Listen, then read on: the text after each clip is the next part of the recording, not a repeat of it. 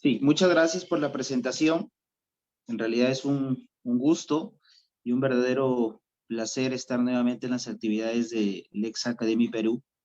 Eh, Así que, pues con gusto voy a compartir el día de hoy en este curso de especialización en Derecho Penal y Procesal Penal al que fui invitado, ¿no? El tema que voy a disertar es un tema, pues, bastante polémico, que genera bastantes chispas y que en realidad no debería dejar de ser polémico, no debería dejar de debatirse, no debería dejar de escribirse sobre el mismo, porque pues las consecuencias de las decisiones de este tipo de medidas cautelares, como es la detención preliminar judicial y la prisión preventiva, suponen nada más y nada menos que la privación de la libertad, ¿no? Y es que en realidad la libertad luego de la vida es el derecho más importante. Y es que cuando se vulnera la libertad, por supuesto, existe también vulneración a derechos conexos. Quien no entienda eso, por supuesto, no comprende bien lo que supone la privación de la libertad. Dicho eso, el tema que hoy voy a disertar es el siguiente: aspectos relevantes sobre detención preliminar judicial y prisión preventiva, ¿no? Y ahí sí, pues, quiero ser bastante enfático porque he delimitado mi tema en lo que es el contenido de dos artículos de nuestro Código Procesal Penal, ¿no? Ya no digo nuevo, ¿no? Porque en realidad ya no es nuevo. Es un código del 2004 que comenzó a implementarse desde el año 2006 y recientemente terminó de implementarse en Lima, en los distritos judiciales, en los distintos distritos judiciales de Lima. Así que nuevo ya no es. En realidad ya estamos hablando, como algún profesor decía, de un código adolescente, ¿no? Que ya tiene en promedio 18 años. Es más, ya no es adolescente. ¿Ya? Así que dicho eso, el tema de mi ponencia es aspectos relevantes sobre detención preliminar judicial y prisión preventiva. Artículos que tratan sobre esto, el 261 del Código Procesal Penal y el 268 del Código Procesal Penal. Bueno, eh, hay que tener en cuenta lo siguiente, ¿no? Hay una frase que pues es importante y la quiero compartir con ustedes. Es la siguiente: la libertad no es posible más que en países en que el derecho predomina sobre las pasiones. Fray Enrique Domingo Lacordaire. Y es que en realidad esto es así, ¿no? Y ahora les voy a decir por qué comparto esta pequeña frase que considero muy importante. Porque hoy en día vivimos en un país en el que predomina la emoción, la pasión, la presión, ¿no? Y en base a eso se requiere, ¿no? Hablo de la actividad fiscal, y se dispone o se resuelve eh, medidas cautelares, ¿no? Por el clamor social, por el clamor popular, por el clamor periodístico, ¿no? Y yo entiendo perfectamente que muchas de las decisiones que toman los magistrados, y cuando digo magistrados involucro a jueces y fiscales, eh, pues suponen un mensaje, por supuesto, eso está claro. Desde hace mucho tiempo se dice que las decisiones eh, que pues también son decisiones fiscales, me refiero cuando requieren eh, detención preliminar judicial y cuando el juez la ordena, eh, pues esto supone en realidad un mensaje, sí, por supuesto, pues pero deben ser mensajes racionales, ¿no? Mensajes con cargas altamente racionales. O sea, la racionalidad supone no declarar infundados estos requerimientos, sino por el contrario, la racionalidad supone mayor carga de motivación, la mejor construcción de argumentos. Siempre que sea así, pues estaremos ante un sistema verdaderamente racional. Seguidamente, he considerado pertinente, útil y bastante necesario poner en conocimiento hoy de un trabajo de quien considero uno de los mejores expertos en argumentación jurídica en nuestro país. De hecho, formado en la primera promoción, si no mal recuerdo, del máster en razonamiento probatorio en Girona, Me refiero al doctor José Enrique Sotomayor Treyes, profesor de Católica, ¿no? Y él en un artículo titulado Emoción, Racionalidad y Argumentación en la Decisión Judicial, dice lo siguiente, y es que lo voy a citar de manera textual porque en realidad es bastante importante lo que dice. Es bastante práctico, a pesar del tecnicismo que utiliza, a pesar de lo poco comprensible que resultaría, ¿no? Porque hay que leerlo con pinzas y hay que escucharlo detenidamente. Y es que José Enrique Sotomayor Treyes dice lo siguiente: por imparcialidad entenderé que un modelo de argumentación racional como deliberación, como decisión, se contrapone a cualquier forma de beneficio no fundamentado respecto de alguna de las partes, ¿no? O de un compromiso afectivo entre quien delibera y el sujeto de análisis, ¿no? Quienes deliberan, dice, nuestro caso, no podrán ser conmovidos por el sufrimiento de la figura del espectáculo. Y si ello ocurre como un hecho empírico, se resta racionalidad o incluso se imputará falta de la misma a quien plantea argumento bajo los supuestos efectos del vínculo emocional. Y concluye de manera muy elegante, muy atinada, y dice lo siguiente, el destacado profesor de la Católica: en ese sentido, la empatía no forma parte del modelo ideal de racionalidad argumentativa como deliberación. Y es que deliberación supone decisión, ¿no? Supone emisión de una decisión. Seguidamente, señores, hay que decir lo siguiente, y es que las cosas como son, ¿no? Si es que no existe objetividad en la actuación fiscal, es más, imparcialidad judicial al momento de resolver requerimientos o presentar los mismos, pues nunca estaremos ante un sistema procesal racional y justo. Jamás, jamás estaremos. Recientemente salió un estudio que el Perú es uno de los peores países que se presenta para escenarios de litigio, ¿no? O sea, estamos dentro de lo último. ¿Y eso por qué? Porque, por supuesto, seguramente falta mucho por hacer. Falta muchísimo por hacer. Eso es claro, ¿no? Eso está claro. ¿Qué más? ¿Qué más? A ver, entrando ya en lo que es materia de asunto, esto es el tema de la detención preliminar judicial y prisión preventiva. Pues primero voy a hacer algunas disquisiciones en lo que es cada una de estas instituciones o medidas cautelares personales que se dictan dentro de un proceso penal y a veces hasta dentro de un preproceso judicial, ¿no? O preproceso penal.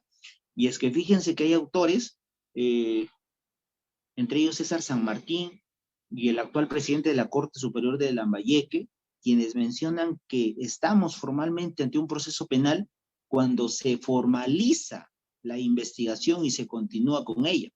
Antes no hay un proceso penal, antes hay un preproceso penal, por supuesto, ¿no? ¿Y eso por qué? No dejan de tener razón, porque por supuesto antes todo tiene que ver con el fiscal y con la defensa. Antes el juez no tiene conocimiento del caso. Entonces, cuando yo a veces escucho el Poder Judicial es la institución más corrupta, pues yo le digo, recuerda que quien primero tiene el caso, quien primero tiene la investigación y quien muchas veces no conoce un caso, una investigación, un hecho imputado, es el juez, ¿no? Entonces saquen sus conclusiones, quién realmente es la institución que puede tener mayores niveles de corrupción, el Ministerio Público, el Poder Judicial, y los abogados tampoco no están libres de ellos, ¿no? Hay muchos abogados que también forman parte de las redes de corrupción, ¿no? Entonces, dicho eso, pues detención preliminar judicial, ojo, detención preliminar judicial, 261 del Código Procesal Penal. No estamos aquí en detención preliminar en casos de flagrancia delictiva, no. Ese es otro tema, esa es otra institución, eso será materia de otra exposición. Detención preliminar judicial es una medida que busca asegurar la presencia del imputado para realizar diligencias urgentes. Y esto es cierto. Así lo ha establecido nuestro código, y es que, por supuesto, se ordena la detención preliminar judicial para realizar más diligencias eh, privado de tu libertad. En simple es eso, ¿no?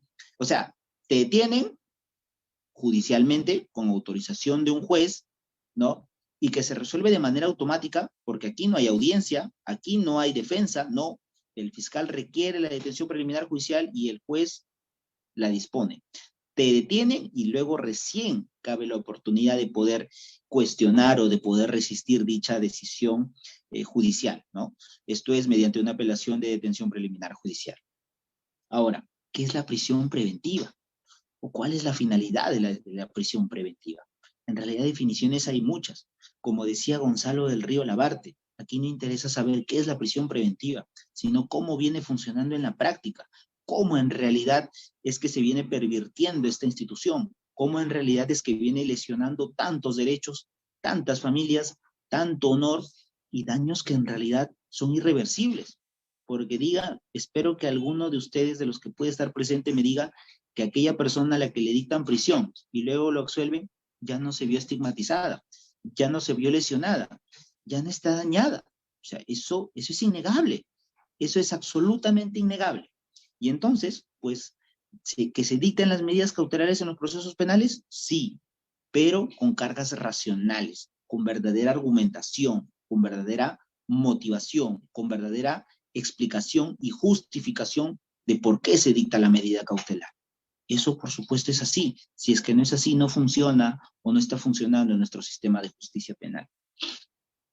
Luego, señores, está el tema de los presupuestos que se configuran para una y otra medida, ¿no?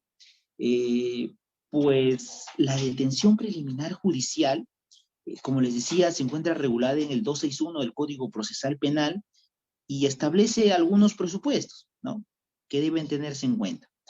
Dice la norma que existe un hecho penalmente relevante y que determine sujeto o sujetos que se encuentran vinculados. La norma siempre habla de vinculación, ¿no? Por eso yo soy muy crítico y digo, ¿hay vinculación entre el hecho imputado, entre el hecho con relevancia penal, y los elementos de convicción, que se están ofreciendo?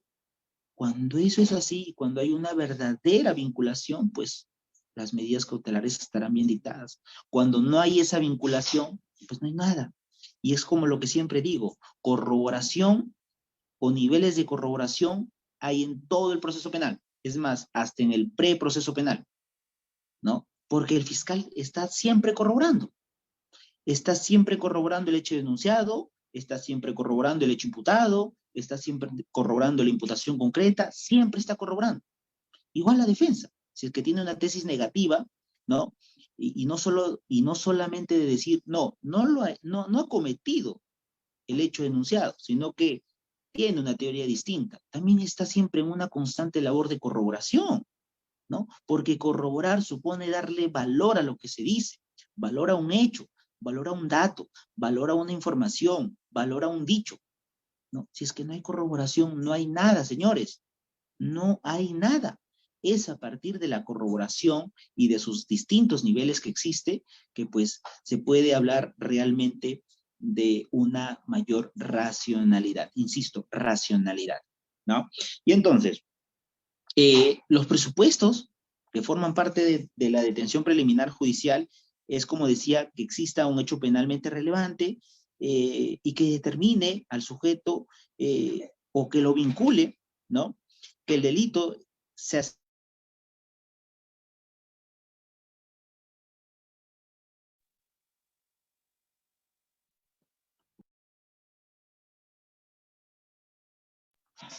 Eh, el delito es sancionado con una pena privativa de libertad superior a 4 años, si por las circunstancias del caso existe posibilidad de fuga.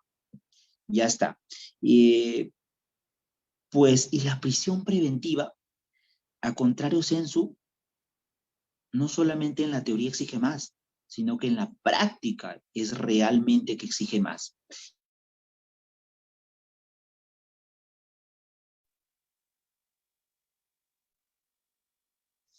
Y es que dentro de los presupuestos de la prisión preventiva están que existan graves y fundados elementos de convicción para estimar razonablemente la comisión de un delito como autor o partícipe del mismo. Y es que, señores, esto no es poca cosa, ¿no? Que existan graves y fundados elementos de convicción para estimar razonablemente. O sea, ya la racionalidad se ve impuesta en nuestro código, ¿no? Ya existe razonabilidad, ¿no? Y la razonabilidad supone, por supuesto, vinculación. O sea, aquí estamos hablando de que exista una vinculación objetiva, ¿no? De los graves y fundados elementos de convicción, del hecho imputado y los graves elementos de convicción, ¿no? Igualmente, el segundo presupuesto es que la sanción a imponer sea superior a 4 años, y el tema, pues, del peligro procesal, peligrosismo procesal, como le llaman algunos autores, y que se divide en dos vertientes, ¿no? El tema del peligro de fuga y el peligro de obstaculización. Seguidamente, señores, está el tema de los plazos, ¿no? Plazos que también es materia de debate, también es materia de cuestionamiento, también existen algunos pronunciamientos y que por supuesto es importante compartir con ustedes, ¿no? El tema de los plazos de la detención preliminar están contenidos en el 264 de nuestro Código Procesal Penal. Y es que para los casos simples, pues la detención preliminar funciona por 72 horas, ¿no? Esto es 3 días, ¿no? Para los casos simples, un plazo máximo de 7 días, ¿no? Y para los casos que hoy están de moda, porque están de moda, ¿no? Todo es organización criminal, ¿no? Plazo de 10 días. Para delitos como espionaje, terrorismo, tráfico ilícito de drogas, máximo 15 días naturales. Y ahora está el tema de los plazos de la prisión preventiva, ¿no? En casos simples, 9 meses, que pueden ser prolongados 9 más, y es que 9 meses es el máximo, ¿no? He ahí de aquel juez que entienda que tiene que dar siempre 9 meses. Puede dar 6, puede dar 5, puede dar 4, 3, 2, ¿no? Tiene que justificar también, por supuesto, el plazo. Y si va a dar 9 meses, en casos simples tiene que decir por qué son 9 meses, ¿no? Y no 6 o no 5, ¿no? Y esto, por supuesto, de acuerdo a las diligencias que se tengan que realizar y que supongan que el señor esté privado de su libertad, porque eso es la prisión preventiva, mantener privado de su libertad en condición de preso preventivo a aquel que todavía no ha sido condenado, aquel que todavía no, a aquella persona a la cual todavía no se le ha destruido el derecho a la presunción de inocencia, aquel que todavía, a pesar de ser inocente, ya está en la cárcel. Y por tanto, está cumpliendo una pena anticipada, ¿no? Igual, para casos complejos, 18 meses, pudiéndose estos prolongar por 18 meses más. Y para los casos de organización criminal, pues 36 meses que pueden ser prolongados por 12 meses más. Seguidamente, aquí hay que hacer referencia al acuerdo plenario que no debería también dejar de mencionarse, de debatirse y por supuesto de generar diálogo y debate. Y es el acuerdo plenario 1-2019, ¿no? Acuerdo plenario 1-2019 que trata sobre la prisión preventiva, ¿no? Y que está cargado de tecnicismo. Quien lo ha leído, pues sabe que está cargado de tecnicismo. Hubieron ciertas críticas, hubieron personas que dijeron, pues, es demasiado técnico, y a veces lo demasiado técnico hasta para nosotros, quienes manejamos un lenguaje técnico, pues, es más de lo mismo, ¿no? Pero fíjense que el fundamento jurídico 27 dice lo siguiente, y que se los quiero compartir porque, claro, existen buenos fundamentos y hay que compartirlos, ¿no? Dice, la prisión preventiva supone un cierto grado de desarrollo de la imputación. Recuerden esto, un cierto grado de desarrollo de la imputación. Recuerden que toda investigación, toda disposición de inicio de diligencias preliminares nace con una imputación, ¿no?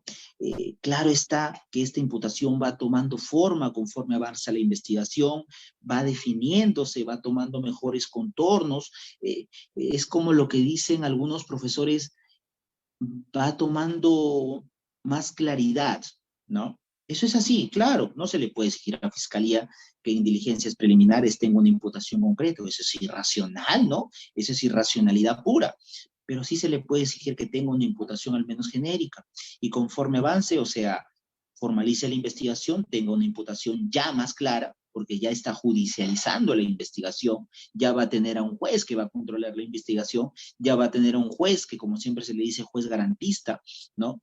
Y es que juez garantista no debería ser malentendido como un juez que garantiza los derechos de los imputados, sino garantista en el sentido que, por supuesto, garantiza por lo que muchos siglos se ha luchado.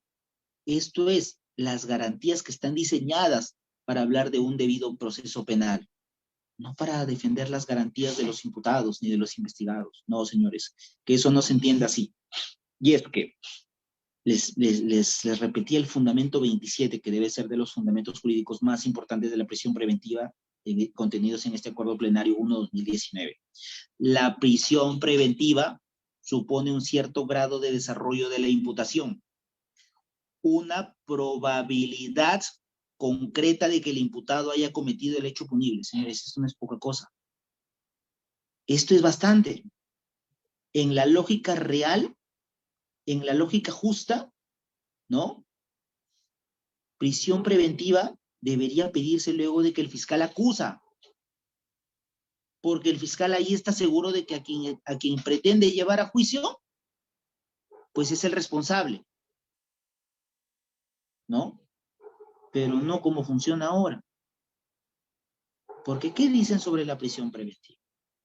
La prisión preventiva es alcanzar un grado de probabilidad muy cercano a la certeza, muy cercano a la certeza, ¿no? Seguidamente, pues se exige que los cargos sean concretos, imputación concreta. Si es que no hay una imputación concreta en el requerimiento de prisión preventiva y por consiguiente en el desarrollo de la audiencia de prisión preventiva, pues claramente se vulneran muchos de las garantías que no están diseñadas para el imputado. No, señores, no se equivoquen, están diseñadas para hablar de un debido proceso penal, como lo que habla José Luis Castillo Alba, las garantías mínimas del proceso penal. Son garantías mínimas que si no se respetan, pues el Estado está absolutamente siendo irracional, arbitrario, abusivo, ¿no? Seguidamente, ¿no? Gonzalo del Río Labarte, el máximo exponente, pues el verdadero especialista de medidas cautelares en nuestro país, profesor de Católica, define la prisión preventiva de la siguiente manera. Es una medida cautelar dispuesta por una resolución jurisdiccional en un proceso penal que produce una privación provisional. Y es que, ¿por qué hago énfasis en la provisionalidad o en lo provisional? Porque la medida de prisión preventiva, la medida cautelar personal de prisión preventiva, es una medida provisional. Es más, en España no se le conoce como prisión preventiva, se le conoce como prisión provisional, porque uno está detenido provisionalmente. Aquí, aquí se dicta mandato y prisión preventiva y te tienen detenido hasta que en el juicio te condena, ¿no? Y eso no es así, eso no funciona así, no debería funcionar así. Dice seguidamente Gonzalo del Río Labarte, se vulnera la libertad personal del imputado con el propósito de asegurar su desarrollo y la eventual ejecución de la pena. Eventual. Ojo, no todas las personas a las que se le dicta prisión preventiva, se les confirma en sala superior o en sala de apelaciones, terminan siendo condenadas, ¿no? O es que todas las personas que sufren prisión preventiva, de manera errada, por supuesto, luego son condenadas, ¿no? ¿Y quién dice algo sobre eso? ¿Cuántos estudios hay serios en nuestro país? Ninguno. Ninguno, señores. En España, el gran procesalista José María Asensio Mellado, ya desde el año 1980, hablaba pues de reparar ese daño que se causa a una persona que se le dicta prisión preventiva y luego es absuelta. Y repararlo de la única manera que puede ser reparado, económicamente, porque emocionalmente ya no, en su imagen ya no. ¿Y en Perú quién dice algo sobre eso? Nadie. Más recientemente, Jordi Ferrer Beltrán, uno de los máximos exponentes del razonamiento probatorio en el mundo, ¿no? También viene investigando sobre eso. Españoles los dos. Uno de la Universidad de Alicante y uno de la Universidad de Girona. En Perú, nadie. Pues si esto sirve para que alguien comience una investigación, háganlo. Háganlo. Porque como dice Mauricio Duché, el chileno, el gran chileno, que dicta también en Girona, pues los errores judiciales existen, pues las condenas cerradas existen, pues las decisiones cerradas existen. Y cuando digo ello, pues no solamente digo que un juez se puede equivocar al condenar a un inocente, no. Digo que también se puede equivocar absolviendo a un culpable. Entonces, ¿qué pedimos con ello? Mejores jueces, mejores fiscales, mejores abogados, siempre y cuando haya un mayor compromiso para un mejor sistema. Si es que no hay eso, no hay nada, señores. Así que para las futuras generaciones de estudiantes, ese es el mensaje. Mayor preparación, mejor decisión, mejor defensa, mejores requerimientos fiscales, mejores decisiones judiciales. Gonzalo del Río Labarte, aquí voy a trabajar con 3 profesores, Gonzalo del Río Labarte, Castillo Alba, José Luis Castillo Alba y Gerson Camarena, que hacen unas disquisiciones bastante importantes sobre lo que son los graves y fundados elementos de convicción. Y es que, por ejemplo, Gonzalo del Río Labarte dice lo siguiente, ¿no? Gonzalo del Río Labarte dice, por graves debe interpretarse lo mismo que por fundados. Es decir, se requiere algo más que elementos suficientes para estimar la probable comisión de un delito por parte del imputado. Respetable lo que dice, bastante interesante. José Luis Castillo Alba hace una disquisición y él dice, una cosa es un elemento de convicción grave y otra distinta es un elemento de convicción fundado. Y aquí les comparto la diferencia. Dice, un elemento de convicción será grave cuando es portador de un enorme peso probatorio o es muy importante en la explicación de un hecho o en la intervención de una persona en su comisión, ¿no? La jurisprudencia peruana alude a que el elemento del juicio grave es portador de una suficiente intensidad o gravedad incriminatoria. Y es que recuerden, para pedir prisión estamos hablando de una carga probatoria, o como dicen en audiencia, una intensidad probatoria o una entidad probatoria bastante fuerte. Solo así un juez, creo yo, puede ir a dormir tranquilo sabiendo que está enviando a la cárcel a alguien que probablemente tiene muchas razones como para que en un juicio sea declarado culpable, ¿no? Y aquí, pues, José Luis Castillo Alba sigue siendo ilustrativo, sigue mostrándonos su nivel académico y dice, un elemento será grave cuando posee un alto nivel de probabilidad y gran capacidad explicativa. Por ejemplo, una huella dactilar. Por ejemplo, una prueba de ADN, entre otros. Y luego hace la disquisición con el elemento de convicción fundado. Y respecto al elemento de convicción fundado, dice lo siguiente. Cuando se encuentre apoyado con motivos y razones, o desde un punto de vista racional, todos los mejores autores, todos los profesores que están comprometidos seriamente con mejorar nuestro sistema hablan de la racionalidad, porque si no hay racionalidad, como les decía anteriormente, no hay nada, no funciona nada, ¿no? Y es que sigue, continúa diciendo, cuando se sustente en evidencia material fiable. Ya es más técnico, José Luis Castillo Alba, y habla de términos de fiabilidad, ¿no? Fiable genera o se desprende de confiable, de que genere confianza. Y es que aquí les doy un dato. Si es que ustedes aprenden a definir o a poner en práctica los términos fiabilidad, verosimilitud y credibilidad, tendrán mucho éxito en muchos casos, ya sea como abogados, defensores, ya sea como fiscales o ya sea como jueces. Pero ese es otro tema, ¿no? Seguidamente, dice José Luis Castillo Alba, con la referencia fundado o apoyado en evidencia material, se pretende excluir de las meras sospechas, señores. Ya no estamos en el siglo XVIII, tampoco en el siglo XIX. Aquí ya no se te investiga y ya no se te envía a prisión o se te condena por puras sospechas. Ya no, o por puras especulaciones, o por puras inferencias, porque recuerden que las inferencias son razonamientos, pero pues hay inferencias racionales, ¿no? Hablemos de aquellas inferencias sin base probatoria, ¿no? Esa es otra cosa. Entonces, pues, dicho eso,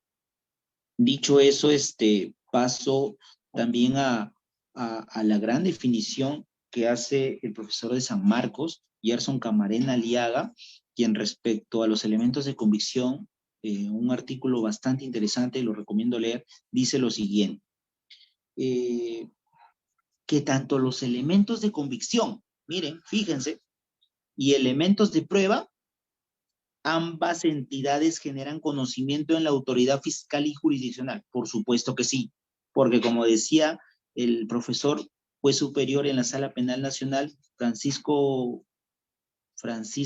Francisco Mendoza Aima, pues estos son datos. Los elementos de comisión son datos, es información que ingresa. Y a través de una información de calidad, por supuesto, es que se toman mejores decisiones, ¿no? Es decir, dice Gerson Camarena Aliaga, ambas tienen actitud probatoria, pero, por así decirlo, en distinta intensidad. Una de impulso procesal y otra de resolución de tema de fondo. Genial, excelente, ¿no? Les he compartido esto porque, por supuesto, entiendo, este tipo de conferencias son para generar cierta curiosidad académica. Si es que no se genera eso, pues no sirven este tipo de actividades. No son útiles, ¿no? Continúo. Gonzalo del Río Labarte dice lo siguiente. Por supuesto, lo que se discute en una audiencia de prisión preventiva es prueba.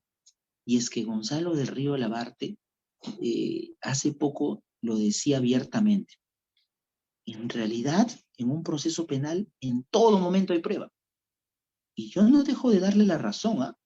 No dejo de coincidir con tan ilustre procesalista peruano, sino que dice Gonzalo del Río Labarte, la prueba en niveles distintos, en niveles o en carga probatoria distinta. Claro, por supuesto, porque una cosa es exigir material probatorio para iniciar unas diligencias preliminares, otra cosa para formalizar, otra para acusar y otra para que en juicio se demuestre la culpabilidad de alguien. Eso está claro, eso está clarísimo. Si es que eso no se entiende así, pues hay que regresar a las bases del derecho procesal penal, hay que volver a leer a quienes escribieron los primigenios libros sobre esto, porque si no, no se entiende, ¿no? No se entiende, señores. Hay un tema adicional que seguramente forma parte también de este tema que expongo, y es el tema de lo que yo denomino, y se ha escrito una obra, ¿no?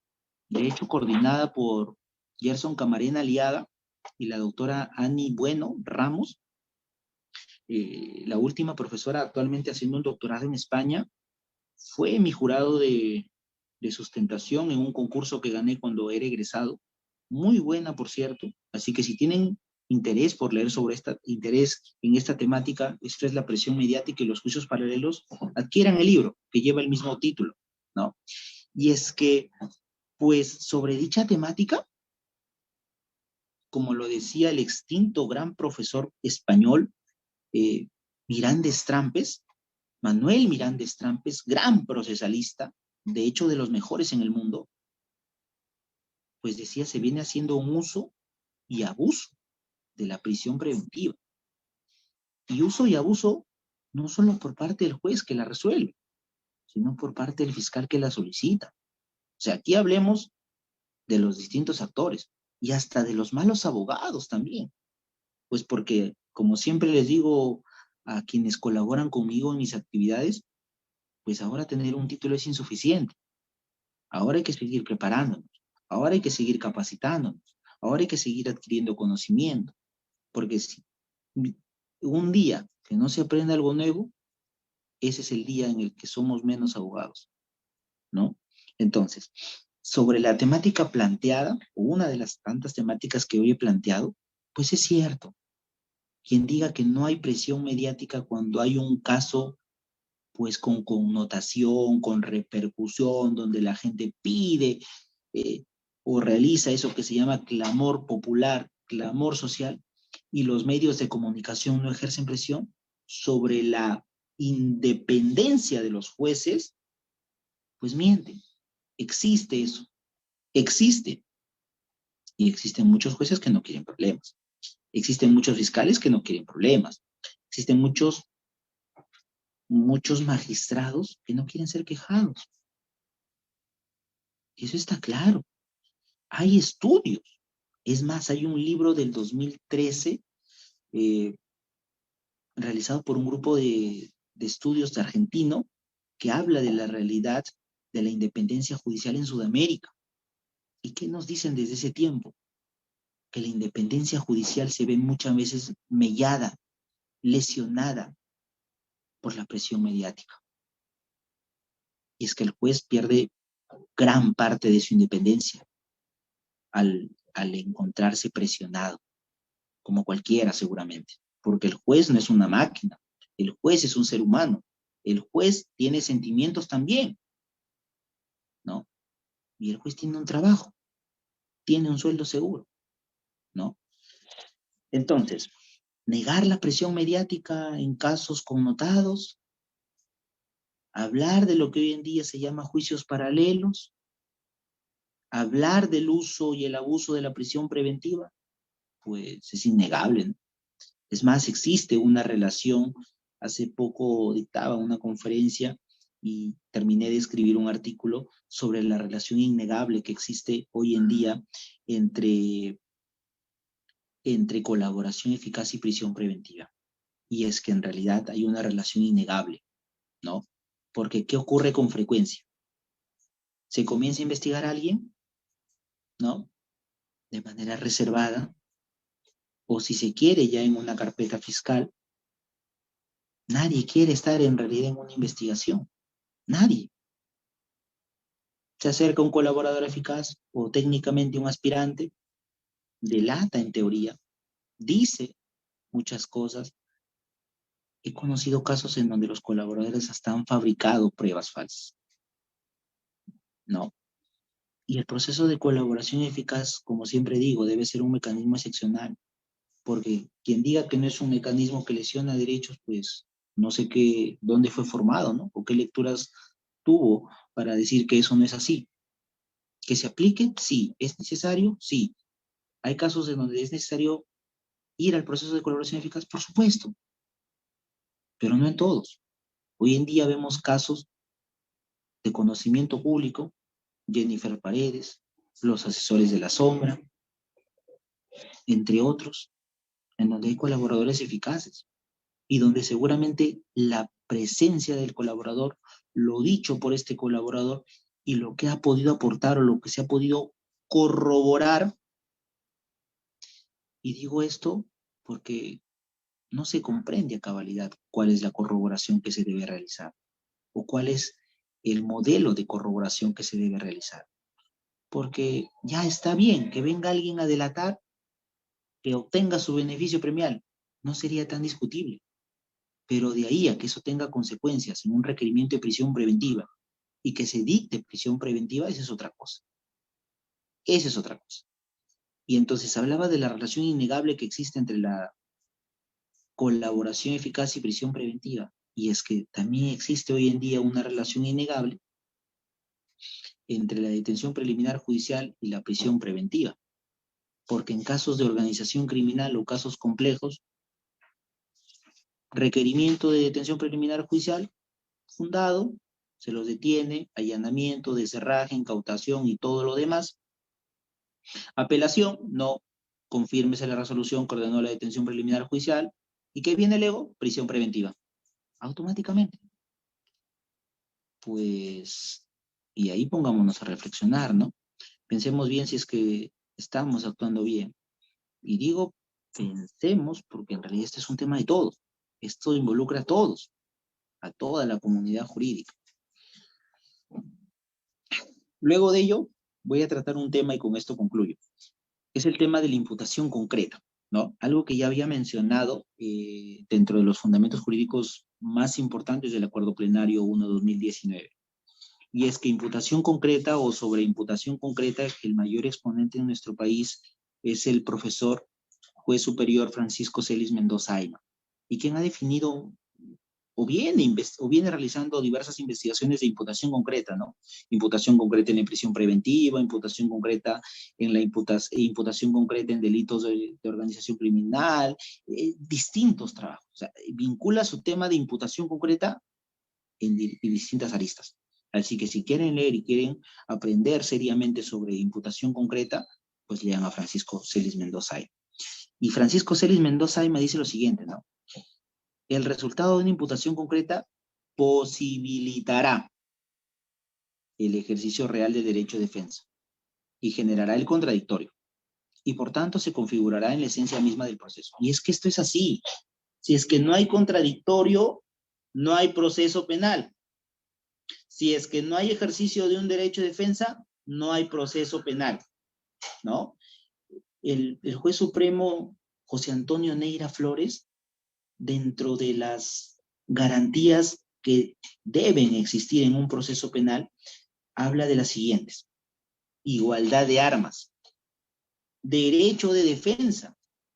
Si no hay derecho de defensa, no hay nada, señores. No hay nada.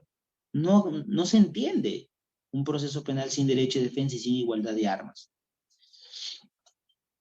Luego, aquí ya vienen algunas reflexiones que son propias, que son particulares, que son del expositor y que bien las comparto con ustedes, ¿no? Hay muchos, pues, que hablan de lo siguiente, ¿no? Y es que se debe tener en cuenta lo siguiente: imputación concreta, imputación suficiente, imputación necesaria. ¿Cuántas veces han escuchado sobre eso? Y se preguntarán, ¿no? ¿Es lo mismo? ¿No es lo mismo? Bueno, en realidad son terminologías o términos que encierran un solo concepto. Y esto es equivalente a que el procesado, imputado, investigado, y esto tiene que ver con los niveles distintos en los que se encuentre. Pues porque una cosa es el investigado, otra cosa es el imputado, otra cosa es el acusado y otra cosa es el procesado. Tengamos en cuenta los términos correctos, ¿no? Pero ¿a qué equivale esto? Equivale a que esta persona investigado, procesado, acusado, se ha informado de cuál es la imputación en su contra. Nada más simple que eso, ¿no? Ahora, no debe confundirse pues el grado de imputación, ¿no? Porque, a ver, lo que yo decía sobre imputación concreta, suficiente, genérica o necesaria, tiene que ver con lo que es exigible en cada una de las etapas del proceso penal. Y es que pues es absolutamente irracional pedirle a un fiscal que al iniciar una investigación tenga una imputación concreta. No, eso tampoco es correcto, ¿no? Pues, pero en una acusación, en una prisión preventiva, tiene que tener una imputación concreta. Por supuesto. Hablemos entonces de que podemos iniciar en diligencias con una imputación genérica, luego podemos hablar de una imputación suficiente, o necesaria, y luego hablamos ya de una imputación concreta. Por último, señores, y con esto concluyo, la existencia de una imputación clara, precisa y detallada supone una garantía para la concretización más que del derecho de defensa de un debido proceso penal, ¿no?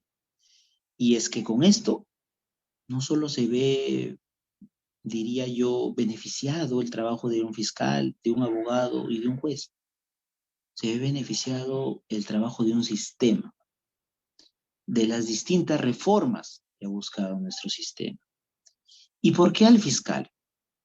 Pues porque miren, al fiscal, al existir una imputación buena, detallada, clara, precisa, pues este fiscal va a trabajar más ordenadamente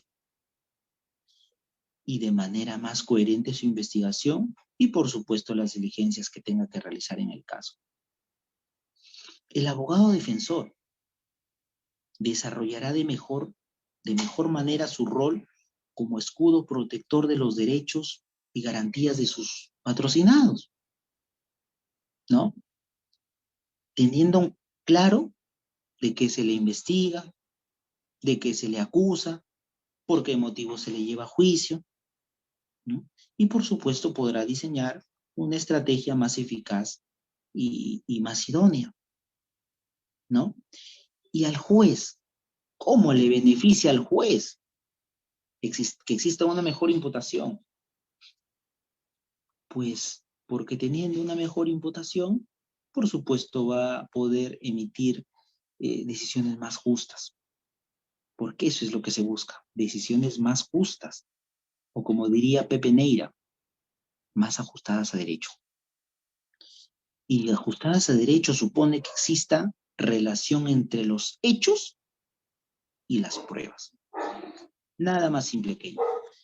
Espero haber sido claro, espero haber compartido temas novedosos, espero haber generado curiosidad. Si ello es así, estaré completamente feliz. Mi disposición no dura más de 50 minutos, así que pues agradecido con la invitación y si existe alguna pregunta, por supuesto, la pasaré a resolver. Muchas gracias.